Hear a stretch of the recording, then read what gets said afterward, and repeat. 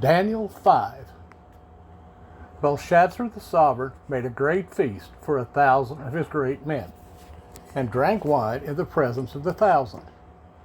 While tasting the wine, Belshazzar gave orders to bring the gold and silver vessels which his father Nebuchadnezzar had taken from the Hekal, which had been in Jerusalem, that the sovereign and his great men, his wives, and his concubines could drink from them. Then they brought the gold vessels that had been taken from the Hekal of the house of Elah, which had been in Jerusalem. And the sovereign and his great men, his wives, and his concubines drank out of them. They drank wine and praised the Elohim of gold and of silver, of bronze, of iron, of wood, and of stone. At that moment the fingers of a man's hand appeared and wrote opposite the lampstand on the plaster of the wall of the sovereign's palace. And the sovereign saw the part of the hand that wrote. Then the sovereign's color changed, and his thoughts alarmed him, so that the joints of his hips were loosened and his knees knocked against each other. The sovereign called loudly to bring in the astrologers, the Chaldeans, and the diviners. The sovereign spoke and said to the wise ones of Babel, "Whoever reads this writing and shows me its interpretation is robed in purple and has a chain of gold around his neck, and shall be the third ruler in the reign." So all the sovereign's wise ones came, but they were unable to read the writing or to make known its interpretation to the sovereign. Then sovereign Belshazzar was greatly alarmed, and his color changed, and his great men were puzzled. The sovereigness, because of the words of the sovereign and his great men, came to the banquet hall. And the sovereign spoke and said, "O sovereign, live forever. Do not let your thoughts alarm you, nor let your color change. There is a man in your reign in whom is the spirit of the set-apart Elah. And in the days of your father, light and understanding and wisdom, like the wisdom of the Elohim, were found in him. And sovereign Nebuchadnezzar, your father the sovereign, made him chief of the magicians, astrologers, Chaldeans, and diviners. Because an excellent spirit, knowledge, and understanding, interpreting dreams and explaining riddles, and solving difficult problems were found in this Daniel, whom the sovereign named Belteshazzar. Now let Daniel be called, and let him show the interpretation." So Daniel was brought before the sovereign. The sovereign spoke and said to Daniel, "Are you that Daniel, who is one of the sons of the exile from Yehudah, whom my father the sovereign brought from Yehudah? I have heard of you, that the spirit of Elah is in you, and that light and understanding and excellent wisdom are found in you. And the wise ones, the astrologers, have been brought in before me, that they should read this writing and make known to me its interpretation.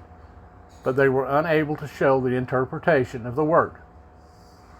And I myself have heard of you, that you are able to give interpretations and to solve difficult problems.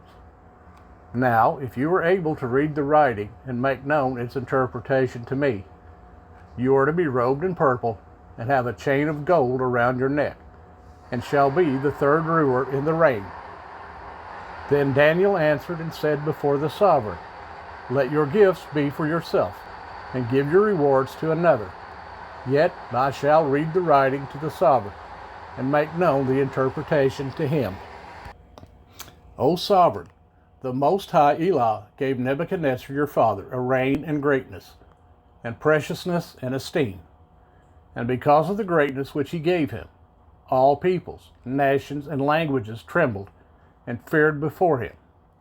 Whomever he wished he executed, and whomever he wished he kept alive, and whomever he wished he raised up, and whomever he wished he made low. But when his heart was lifted up, and his spirit was so strong as to act proudly, he was put down from his throne of reign, and they took his preciousness from him. Then he was driven from the sons of men, and his heart was made like the beast, and his dwelling was with the wild donkeys. He was given grass to eat like oxen, and his body was wet with the dew of the heavens, till he knew that the Most High Elah is ruler in the reign of men, and he sets up over it whomever he wishes.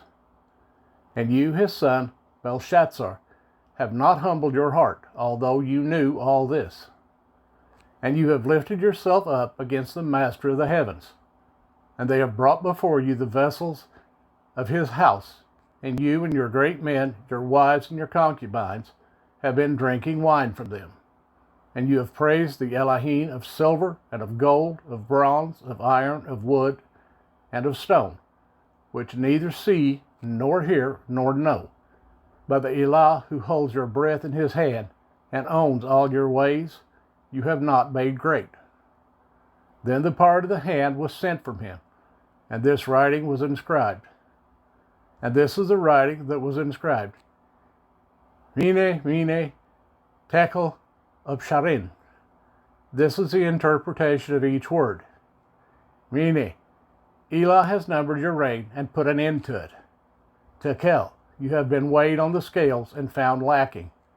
Perez, your reign has been divided and given to the Medes and Persians.